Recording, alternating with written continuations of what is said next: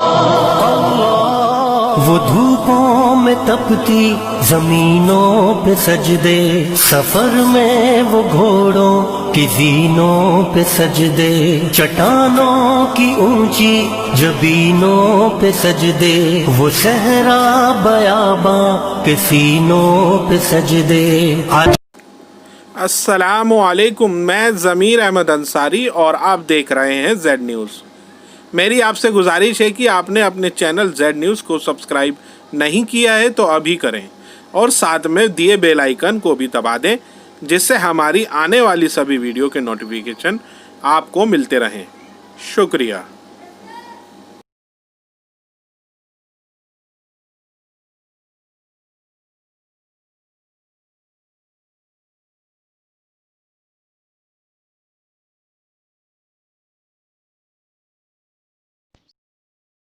السلام علیکم ورحمۃ اللہ وبرکاتہ۔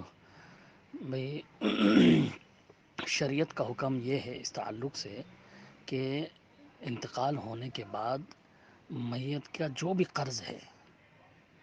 اس کے مال میں سے سب سے پہلے قرض ادا کیا جاتا ہے۔ قرض پہلے ادا کیا جائے گا، بعد میں وراثت بٹے گی جو بچے گا۔ یہاں تک حکم ہے کہ اگر کچھ بھی نہیں بچتا تو کچھ بھی وراثت نہیں ہوگی، لیکن قرضہ اس کا پہلے ادا کیا جائے گا، کیونکہ قیامت کے دن قرض کے تعلق سے، کیونکہ یہ حقوق العباد میں ہے، اس کے تعلق سے پہلے پوچھا جائے گا حقوق العباد میں۔ اور جب تک جن سے قرض لیے گئے تھے جب تک وہ معاف نہیں کرتے، اللہ رب العالمین بھی معاف نہیں کرتا، ایسا اس کے تعلق سے روایتیں ملتی ہیں۔ تو میت کی طرف سے جو اس پر قرض تھے سب سے پہلے قرض ادا کیا جاتا ہے، اس کے بعد پھر وراثت بانٹی جاتی ہے۔ اب خیر جو ہے قرض ادا نہیں ہو پایا اور وراثت بڑھ گئی، تو اب جو ہے صورت یہ ہے کہ کیونکہ اس کے مکمل مال میں سے یہ قرض ادا ہونا تھا، تو جتنا قرضہ ہے، جنہوں نے بھی وراثت لی ہے، جن کو بھی حصہ ملا ہے بیٹوں بیٹیوں میں، سب کو چاہیے کہ جو ہے برابر برابر جو ہے وہ حصے اپنے جو ہے جمع کریں اور اس قرض کو پورا کریں۔ اس میں یہ ہے کہ بیٹوں کو جس طرح سے 2 حصے ملتے ہیں اور بیٹیوں کو 1 حصہ ملتا ہے، تو اسی حساب سے اس قرضے کے بھی حصے بنائیں کہ ہاں بھئی اتنے بیٹے تھے، ان کو 2 حصے ملے تھے، اتنے بیٹیاں تھیں، ان کو 1 حصہ ملا تھا، وراثت کا جو طریقہ ہے۔ اب اس میں جو ہے قرض اتنا ہے، جیسے جو ہے مثال کے طور پر 1 لاکھ روپے قرضہ ہے، تو اب اس میں سے جو ہے اگر 5 بچے ہیں تو ضروری ہے کہ جو ہے لڑکوں کو،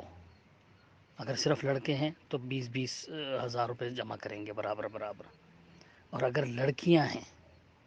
تو جو ہے وہ 5 جمع کریں گی، اور جو ہے باقی جو ہے لڑکے جمع کریں گے۔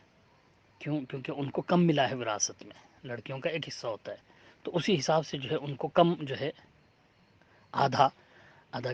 کرنے کا دیا جائے، یعنی برابر اگر حصے دیے جائیں پورے قرضے کے، تو آدھا حصہ جو ہے 5 حصہ اگر مقرر کریں برابر برابر، تو لڑکی جو ہے وہ آدھا حصہ دے اور باقی جو ہے پورے حصے لڑکے دیں، اس طرح سے۔ تو اس طرح سے آپس میں مل کر کے جمع کریں اس کو اور اس قرض کو ادا کریں سب سے پہلی فرصت میں،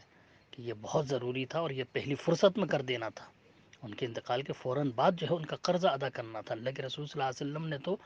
کئی حدیثیں اس کے تعلق سے کہ جنازے کی نماز ہی نہیں پڑھائی، کہا کہ اگر اس پر قرضہ ہے تو میں جنازے کی نماز نہیں پڑھتا، جب تک کوئی نہ کوئی صحابی اپنے ذمہ نہیں لے لیتا تھا کہ ہاں اللہ کے رسول میں اس کا قرض ادا کرتا ہوں، تو پھر اس کے بعد اللہ کے رسول جو ہے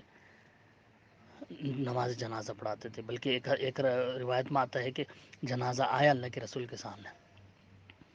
اور پھر آپ کو بتایا گیا کہ اس پر اتنا قرضہ تھا، اللہ کے رسول نے کہا کہ تم لوگ جنازہ پڑھ لو، میں نہیں پڑھوں گا اس کا جنازہ۔ تو صحابی نے جو ہے اللہ کے رسول نے پوچھا کہ کیا اس کے مال میں اتنی ہے گنجائش کہ اس کا قرض ادا کیا جائے؟ کہا گیا کہ نہیں، اتنی تو گنجائش ہی نہیں ہے، اتنا وراثت اس نے چھوڑا ہی نہیں۔ تو پھر جو ہے ایک صحابی حضرت ابو طلحہ نے جو ہے وہ ذمہ داری لی اور کہا کہ اللہ کے رسول میں دیتا ہوں، تو اللہ کے رسول نے فوراً جو ہے ادا کروایا، پہلے ادا کروانے کے بعد پھر جنازے کی نماز پڑھائی۔ اندازہ کیجئے، یعنی اس کے تعلق سے بہت زیادہ سختی ہے، کہ فوراً انتقال کے بعد جو ہے وہ پہلے قرض ادا کیا جائے اس کی وراثت میں سے، پھر اس کے بعد وراثت تقسیم کی جائے. اس کے مال میں سے قرض کا ادا کرنا ضروری ہے پہلے. تو اب نہیں ہوا ہے وہ کام، تو چلیں اب جو ہے کوشش کرنی چاہیے اولاد کو فوراً جو ہے والد کی فکر کرتے ہوئے کہ بھئی ان کی خیر خواہی کرتے ہوئے ان کی طرف سے فوراً قرضہ ادا کریں، اور آپس میں برابر اس طرح سے ملا کر کے ان کا پورا قرضہ مکمل کر لیں.